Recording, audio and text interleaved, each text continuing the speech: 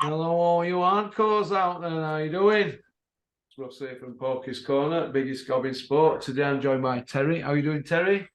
All right, mate. I see you got the Bills shirt Where on. am You got we? the chain. Mate, you out here just styling and profiling. Styling and profiling, eh? Working from home? What, me? You working from home? Mate, listen, man, I know what your audience is like, man. I'm in a secret location that can never be revealed, man. Because I know you got a lot of haters in your listenership who if I say I work from home, they'll tell you I'm lazy. If I say I'm in the office, they'll tell you I'm too keen. I can't win with your audience, mate. They'd love to know where you live, Terry, all my trolls. Nah, that can never be revealed, man. Never. They'd love to come round to your penthouse near where David A stops at that hotel. Mate, it's in the hotel. Yeah, it's in the hotel. Room 112, guys. It's room 112. Room 112, where the players dwell. Have you heard up from Rico? Mate, I saw him last Friday. Is he all right? Mate, we lost our souls last Friday. That's all I can say. Yeah.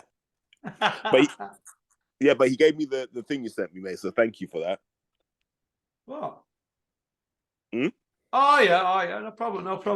Yeah. We won't talk about the package you sent, mate. But yeah, there's a lot of weight in that package. Appreciate it, mate. Hang it on your wall, Terry. Stop teasing. If you see Rico, tell him he should text me more. Hardly texts me now. Now he's joined Ultra Tech. Hey, listen, man. He made the most of that Bosman. Rico, are you coming back to Porky's? Right, Terry. Lomachenko. Yeah. 2 seconds. Just to explain about Lomachenko. We'll just shut this door. Oh, mate, well, what's the question, Russ? What do you want me to say? I don't believe you. I don't believe he won. I said it on my own show. He gives away too many early rounds against bigger guys. It's almost like he's intimidated until he can find an easy way to get at them. He seems intimidated by bigger guys. He was the same against Teofimo, and we saw the same with Devin Haney. Yeah. I'm not saying he's a bad fighter, by the way. I think Lomachenko's a hell of a fighter. I think when you're a natural featherweight and you're campaigning at lightweight, we should respect that, because when you look at him physically, he looked tiny compared to Haney. He did, so he's got credit for that, and he's got credit for eventually figuring it out. But someone should have told Loma in that camp, you've got to win at least 3 of the first 4 rounds. Once you do that, Haney has to come after you, and then all the openings will be there for you. But he did it the wrong way around. Yeah. Do we want to see Katie Taylor, Chantel Cameron again? And if so, should it be £135 like Eddie Hearn says? Because but didn't he say that Katie Taylor had filled out? A bit like Kell Brook was filling out. Then he bailed him back down. So which is it? Right. So let's go back a year. If I told you Katie Taylor would fight Chantel Cameron, you'd have said it's a good fight. Yeah, right? I would have done a year ago. Yeah. So and this time it was a good fight. And give Katie credit, like short notice, and she hadn't prepared for it.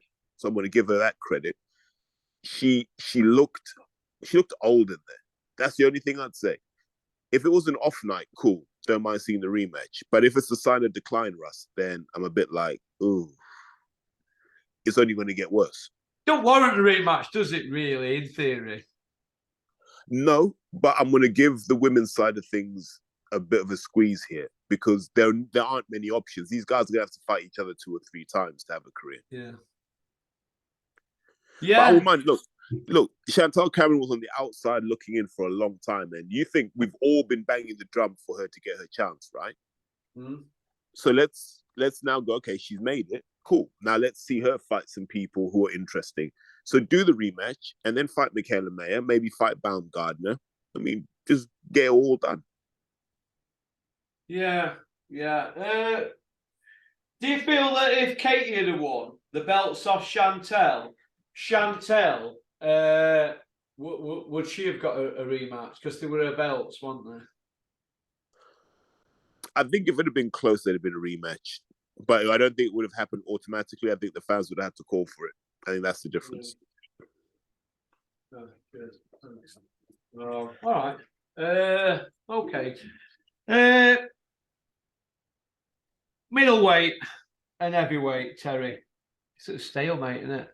You've been both, Porky. That's the irony of this. Been what? You've been both. You've been middleweight and heavyweight. I had middleweight this morning, 161. Well, nearly. There you go, you see. So this is your division. My division. Yeah, I'm not eating much. Yeah, but I'll be 24 hours later, I'd be no more than 164 though, would I? Mate, that's why you've always had rehydration clauses in your fights. Be fine. Well, they don't happen. Big Malk hasn't got in touch with me lately. He usually gives me loads of stick, Big Malk. About what? Calling me pork, saying he's going to punch me upside down. Hey, man. Everyone's got to have a dream, Porky. Listen, I've got no bit of love for Malcolm X. Oh. Loma going up in weight, Canelo going up in weight, Roy Jones. We have weight divisions for a reason. Did Canelo go up too far and get found out? Roy Jones certainly felt a bit of Ruiz's power and didn't want to fight anybody else. We know about Canelo, and about Loma going through. You can only go so far with your body, can't you? Yeah, and what normally happens is when the body can't adapt, you hope your skills will. And so if you look at Roy always gambled that because didn't he weigh like 195 when he fought Ruiz? He wasn't big. 199 he weighed. Yeah, it was something like that. He was small, like he wasn't even a cruiserweight. What, a pound less than Cruiser wanted, but he couldn't have put any more on to rehydrate, could he? You know, yeah, that's what I mean. So it would ring about 202, wasn't it? So yeah, and you're in with John Ruiz, who was what 230. He made Ruiz look pedestrian, but he did have enough up close to realise that there ain't no future at this weight, so he went back down, didn't he? After he achieved what he wanted to achieve. David didn't go back down. David A didn't, no. But David A were a bit thicker set than him. Well, saying that, wary. I think he were, because Jones came up from middle, didn't he? And David A came up from old school cruiser, 13.8 when he was Dennis. 13.8. It's now 14.4, isn't it? 14 stone 4. But Roy's coming up from 11.6, isn't he, really? Or just under that on his debut. Well, also remember, Tony went up and he could hang with Samuel Peter. James Toney handled Holyfield pretty easily, didn't he? Yeah. So skill set. Yeah, Holyfield was a bit old at that point, but it was still a viable Holyfield. Of course yeah. But Sam Peter was young and he was huge. You remember, he's like 18, 19 stone. We respect them, Terry, for rolling the dice going through the weight divisions, because I get a lot of stick on them because Carl Froch didn't move up in weight. Oh, he really like Golovkin and all that carry on. But I just say, look, if he felt comfortable with that, because Froch were kind of like, he did 165 easy. His last fight at 165 in the 01 Championships in Ireland, that was 165. And he said, I always did that easy 164. But that 160... I think it was just that little bit uncomfortable for a couple of days for him. And I think that were enough to put him off to think, I'm a 168. See where I'm coming from? Yeah, but the issue I have with Carl is there were fights at 175 that would have made his career. Yeah. Clinton. And he never took him. He could have fought Kovalev. He never took those fights. And I'm not... And it's hard to say it's a black mark against him because I think Froch had a hell of a run towards the end. I've said it before. That was a Hall of Fame run. I think I've said that on numerous shows. But there's always that. So it's hard to count that against him where you're like, well, he kind of fought everyone he was meant to fight.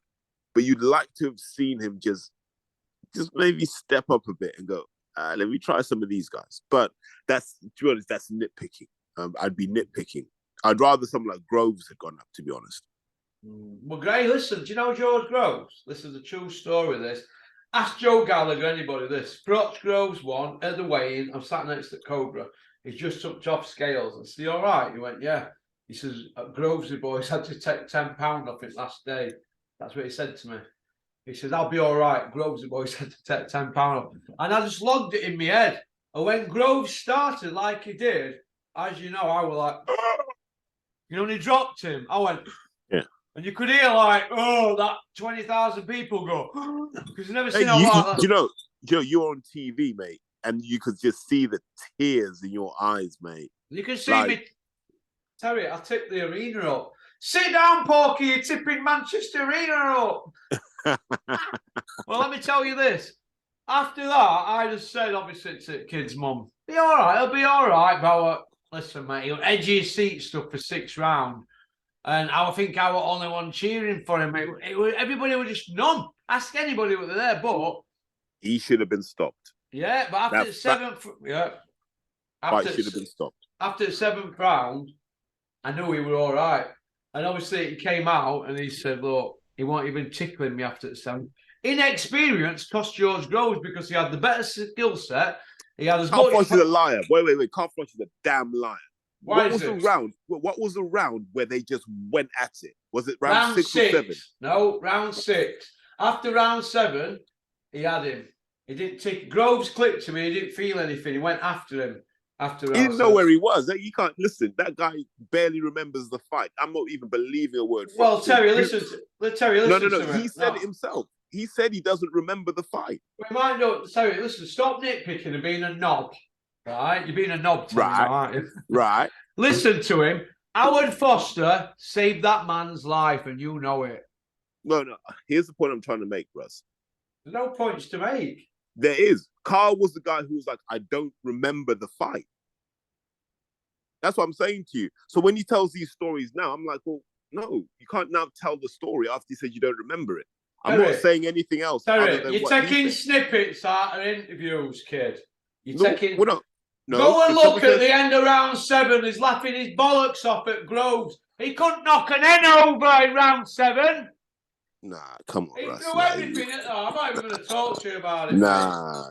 You're too in your feelings to see the reality here, Russ. Listen, Grovesy boy's doing his garden for him now. Listen, that's now, man. Like you can't judge today on yesterday. You know listen, mate.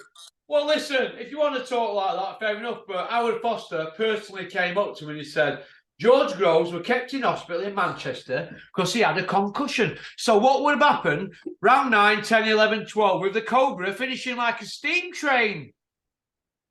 How did they know he didn't have a good? George was fine, man. I was with him that evening. He was cool. Bro, he was slumped into referee's arms, mate. He wasn't, mate. Mate, the ref Jake the snaked him, gave him the DDT. Well, anyway, moving on. You're a ball breaker, you.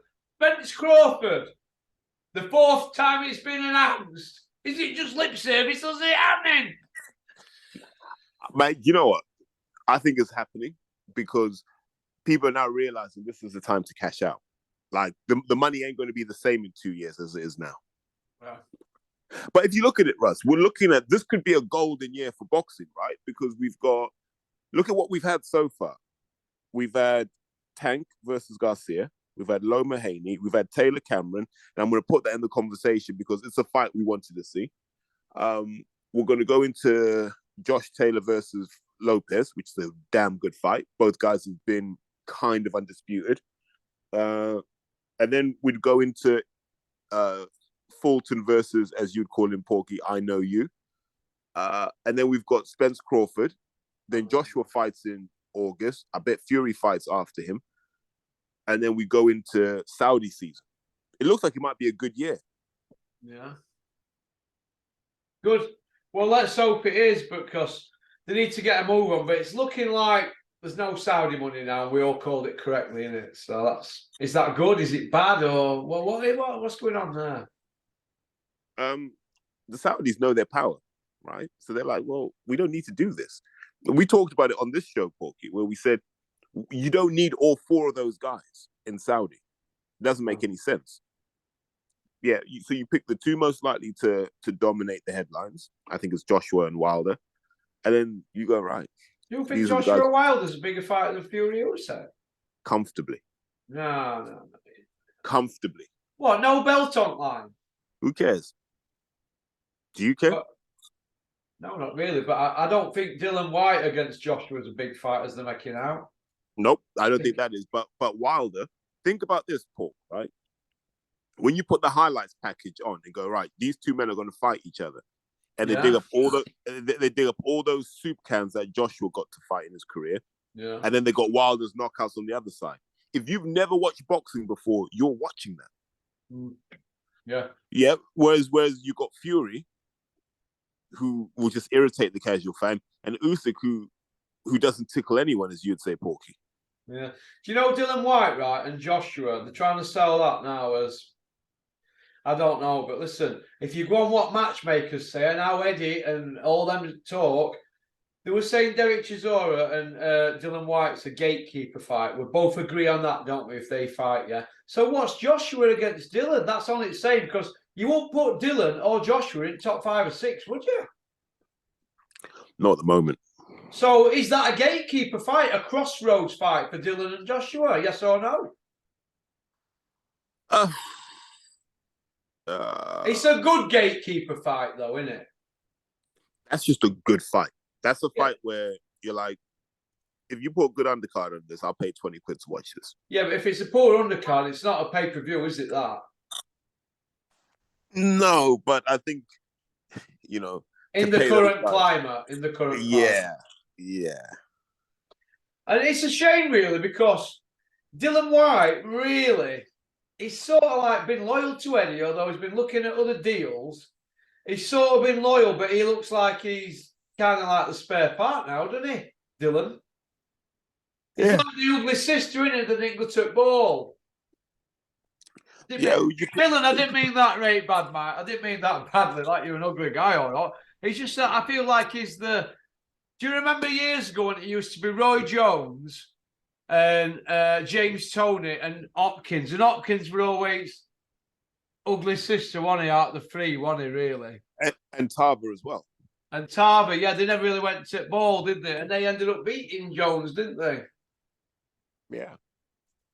But, interesting. All right. Kev's also won yesterday, Mucker. I didn't back it. My memory went on me because I backed them that many times, they don't win. And then the one I didn't back were 40-1. Still kicking on about that, don't I? It's no worse than somebody's horse winning and you don't back it, is there? Yeah, exactly. Because when it loses, you're like, you prick, it lost. Mate, get the horse on Porky's corner. What, Mucker? I might get it on actually when I go down to the stables. It's, see what he thinks about pay-per-view.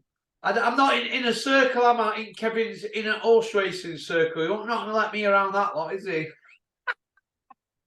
Mate, you have your chain around that horse's neck in 2 minutes.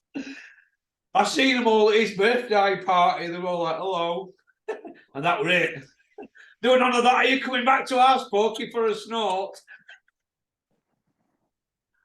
They're all boozers, aren't they? I'm done with that shit anyway. Everybody's a temple. Right, Terry. We spoke about Kell Brook and Conor Benn enough over the years on this channel, but what did you think to their fake beef? It was pretty intense, to be honest, wasn't it, mate? Oh. Really intense. Intense beef. Here's what I will say, and I think my view on Conor Benn's changed in the last 12 hours, right? When I saw that girl, Hannah Gabriels, had failed the drugs test, so she's not fighting Clarissa Shields now. Yeah. And I saw the reaction online, and you had your mate Lou DiBella trying to defend her, right? And I was like, where was this energy for Conor Benn? And now you look at it and you go, maybe it was just a witch hunt by the boxing public against Conor Benn. Maybe they just wanted to stick it to him. In that sense, I kind of feel sorry for him, because I think if you fail a drugs test, it should be the same for everyone. Get your 2-year ban, get out the sport for a bit. Well, no ifs, buts, or maybes. We don't want to hear any excuses. We don't care if you're using some cream to rub on your dog's testicles or nipples. We don't care about none of that, Russ. You failed the test. You're a professional athlete. You're not supposed to fail tests. It's that simple. But Conor's getting a different energy to what Hannah Gabriels is, and I don't like that. Yeah. Well, you know why Conor Benn's had so much trouble from media and social media? Because have you seen how he walks, for starters? and how he talks to people, right? 1 minute he's grovelling, like on Piers Morgan. Yes, sir, no, sir, I'm upset and depressed. The next minute he's giving it the big one, isn't he? Heated seats, padded steering wheels, whatever, and nobody cares. Because he's not won a belt and not beat no one yet. And he's rubbed everybody up the wrong way and he makes everything about money. And when the general public are struggling in a pandemic, or they've got no recession, minimum wage, 0-hour contracts, eating bills go on forever, and you've got that little brat running around in Rolls Royces and he's not won anything, dining out on his daddy's name. And he's failed 2 dope tests. But we shouldn't have it as a witch hunt. Terry, I think you're totally wrong there, mate. You're totally... What? No. Wrong. No. What did I say, Russ? I said to you... Where's Anna Gabriel's from? America?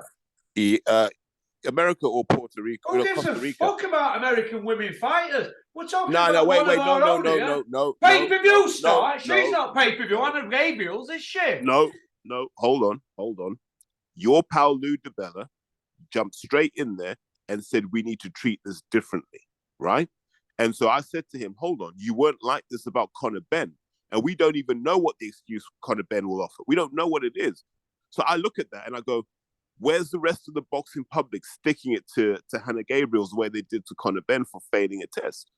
People are trying to make excuses for it, and I don't agree with that. That's what I'm saying. What's she failed for? Cholesterol. It's like a steroid.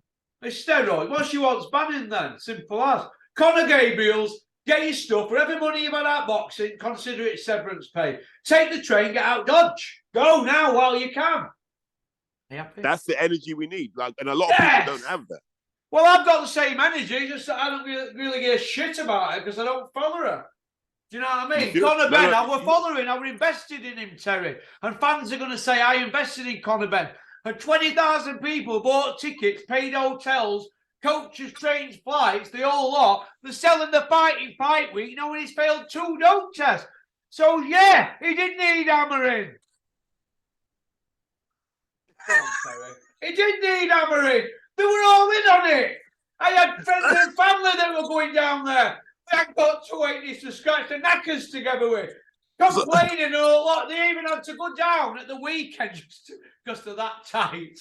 They still went down and actually had a good weekend, but they didn't go boxing. But there were them that didn't go and didn't get the money back, weren't there?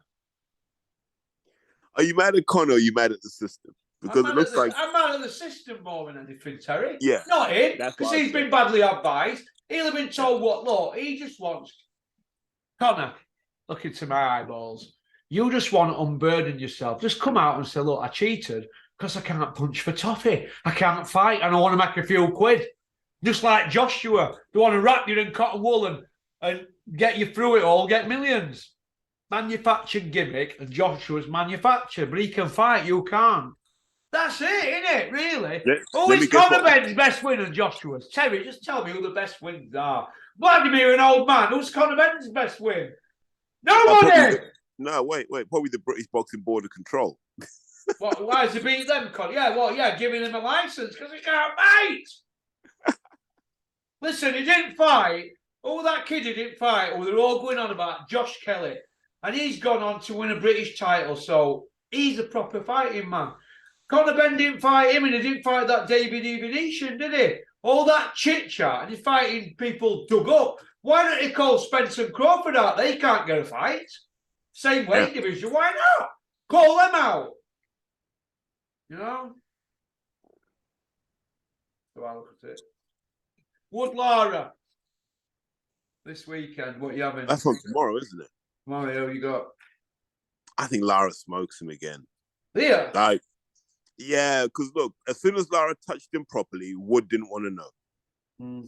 It's as simple as that. Once that left hook landed, that was it. That was the first real punch Lara landed, and that it was curtains at that point. And what round was that? So it wasn't even stopped late. It was just like boom, fight's over. Was it round 7? Yeah, I forget now what round it was, but he did him, didn't he? Yeah, it wasn't. It's not like they went on ages. No, I don't think. And Wood's not getting younger, so no.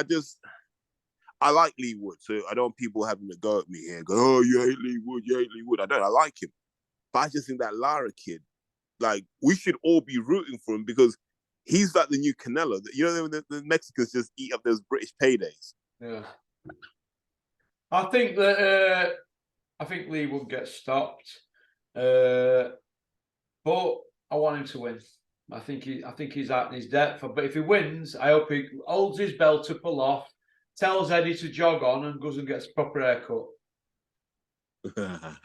That's what I hope he does. So good luck to Lee Wood this weekend. But I think if he wins or loses, from what I mean, Warrington fight's going to be on anyway. So it's Warrington next either way. He doesn't need a belt that anyway. So he's still got another fight left, hasn't he? Yeah, 100%. Decent payday. Brett Kelbrook, Ben, we spoke about that. I don't see that happening. A Coley, Chris Billum-Smith. A lot of twos and fro's this week. Shane McGuigan, plenty to say. What do you think on it all, Terry? Do you think Shane's been shit on from a high height by Lawrence? No, I saw Lawrence's interview. Lawrence was honest. He said, look, I don't spend a lot of time in the UK. I like Shane as a trainer, but Shane can't uproot his whole operation to suit me. Where's he? Dubai? I don't. Well, it's Dubai now. I don't know if that's going to be the permanent base, but it's definitely not going to be the UK. Yeah. Does Spotty Frank Eubank get many Christmas cards off his fans? Or only from you? Only from me. Spotty Frank, you want me to send you something in post to cheer you up? I'll send him something to give him a rise, Terry. You should just drive down and visit him. Because you know what? He looks like he hasn't got one in him. I bet she's walking around saying she hasn't been dealt with in months. Young Emily Eubank, what do you reckon? I hope not. It'd be a waste. I know. Tony Bellew coming out, going on about he's a fighting man and he's this, is that, and he'll knock that Franklin's, whatever his name is, one of Franklin's team. He wants to fight him. He said Typhon's Boo is a tip. Did you see Bellew on IFL? I've stopped listening to him. Yeah, should we not give him any airtime? He's not relevant right now. Okay, Tony Bellew, you're a bell end. Oh, did I nick that off David A, that line? Dylan White, AJ, the cam man against Big Meat, we spoke about that. If they do fight, though, it's going to be like Buddy McGirt, the go-to guy, who don't even review his fighter's opponents, against Derek James, the flavour of the month. Who have you got coming out on top in them two trainers if their fighters do meet, not the trainers meeting? No, we can't call Derek James flavour of the month. Like, he's been respected for a while.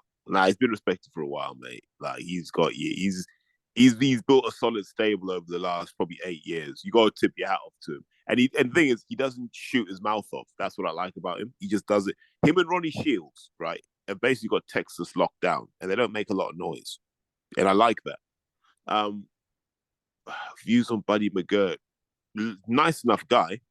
I just think, and I'll go back to what Joe Gallagher would probably say if he was on this thing right now. What are those Americans giving that a good British trainer isn't? Because sometimes I think it's a bit of a crutch, isn't it? That you're not doing what you should be doing here. So you think if you go to America, it will just happen for you. Right? And I think you'll see in the next Joshua fight that there's no progression because the problem was never McCracken. The problem was never Angel Fernandez. The problem was never Roberto Garcia. The problem was never Joby Clayton. The problem, the problem sees himself in the mirror every day. Yeah. Yeah. Okay. Max update. Max blocked me, and I keep getting emails asking me what about Max. Max has got COVID, and that's you know me. I just tell it straight. You saw the interview I did with Julian. We just told it straight. I don't think Julian's going to be working with Max unless he gets some weight off and takes it serious. Now, you can try tough love and you can try everything, Terry, to get somebody to be motivated. But if Max can't take that weight off, he's not training right, is he? Or he's doing something wrong, isn't he? So he's either, what's the word? Well, what do we call the border control? Corruption or incompetence? What is it with Max? He's either not trying hard enough or he don't want to try, is it? Sometimes you just don't know, right? You don't. I say this to people, especially young kids. I say the best bit of advice I'll give you in life is learn to be good at one thing. Because once you learn to be good at one thing, you'll always know what it takes to be good at something. So when you try something new, you'll know how to be good at something. Yeah.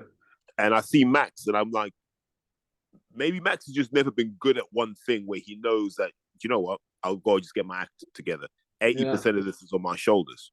Maybe he's looking to Julian or someone else to be the solution, when deep down he's the solution. Maybe that is. I mean, he's powerful, but if you carry an extra weight, you can't get out of way of shots, and you can't get into position to let shots go, can you? And that's basic layman terms, isn't it? I always say, like, the goal of a pro boxer is actually just to make weight. People think it's to fight. It's not. It's to make weight.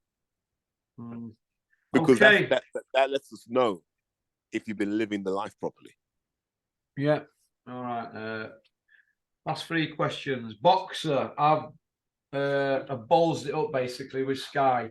Now, these 20 dates, when their deal's up, do you think they'll get shared out amongst all the rest of the promoters? Because it looks to me like a lot of the other promoters are blocking work to do work with Ben, aren't they? Now he looks like he's struggling to match. They're struggling to do the dates anyway. So do you think Sky will share them out?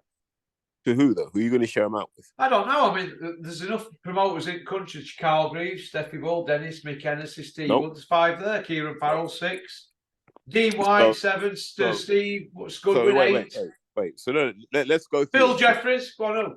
Let's go through this quickly. Phil Jeffries can't put a card together. Those Northeast shows, they do a terrible. Yeah, but if Sky said, you're missing a point here. Let me rephrase the question. If Sky said, right, we're going to give you all one day, show me what you can put on. We'll have a quality of control, check it, and every single show we're going to do that. Instead of just giving somebody 20 dates, carte blanche, and letting them put on what they want.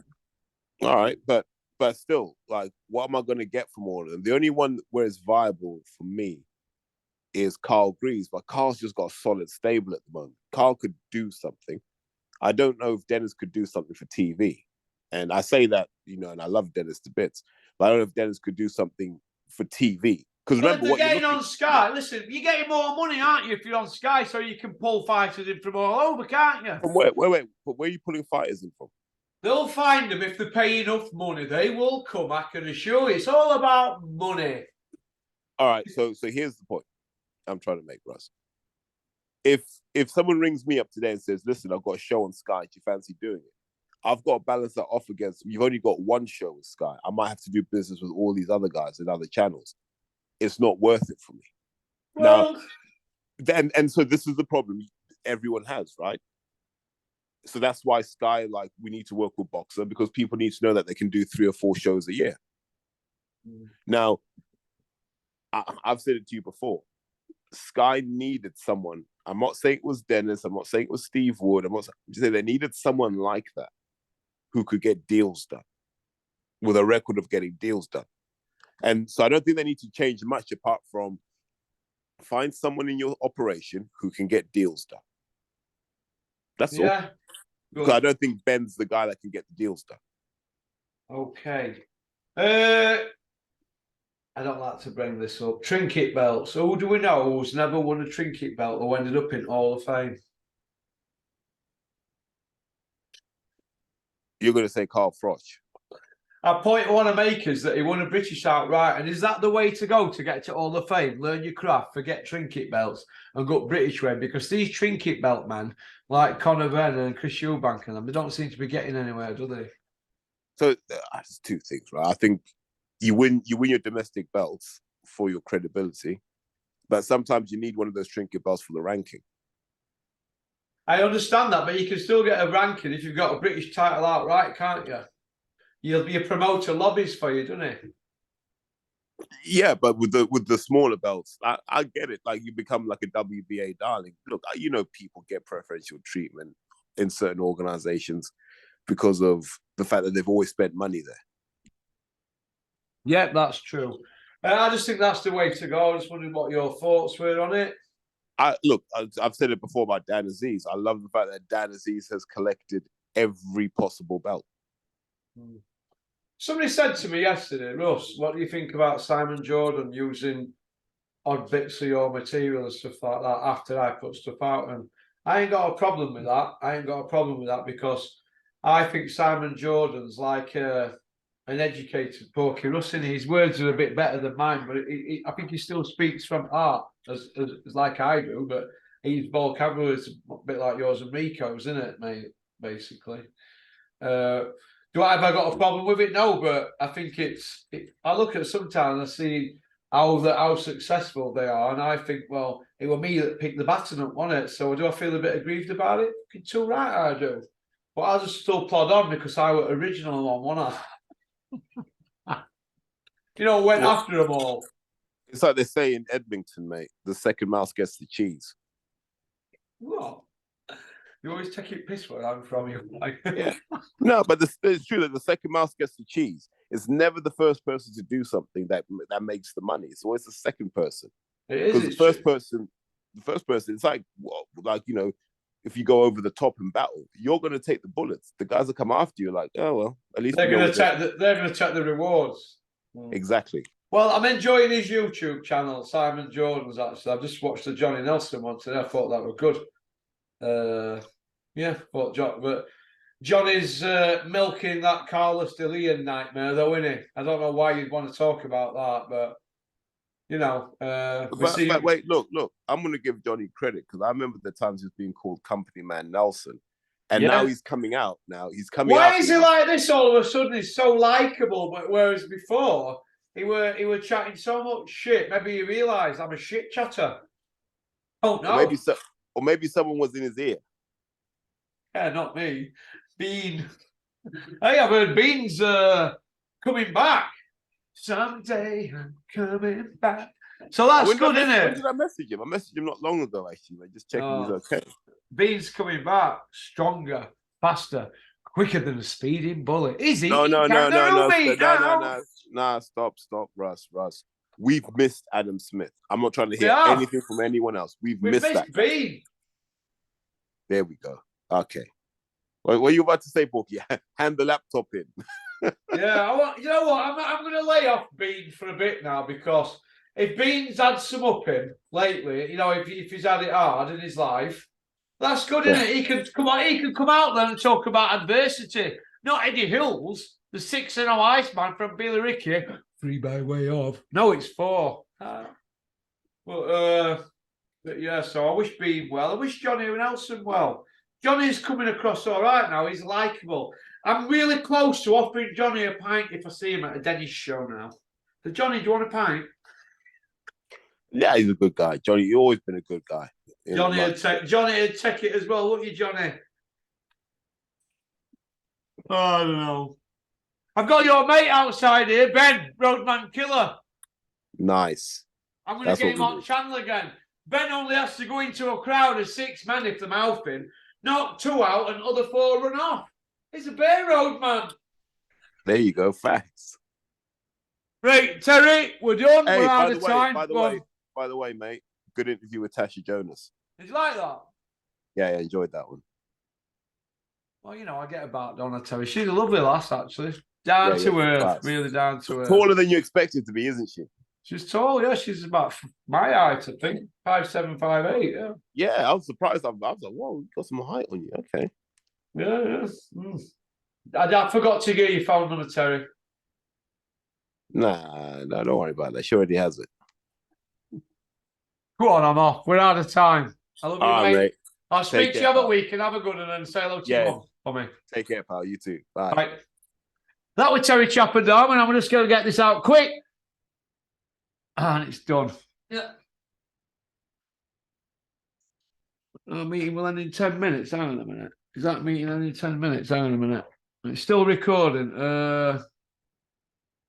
Right. If this is still recording, I think it is still recording. Yeah, it's still recording. Yeah. We went out of time, actually. I thought it was 40 minutes. My cousin Laura, she's my assistant for the last couple of days. She's got a few tech skills. Russell, it's the caps button. Don't put an hammer through it, just press caps. Is this as how you people with law degrees has ended up hanging around here on load of Rotherham villains? I just want to say, right, before I go, take them off now. thank you to everybody for liking, subscribing.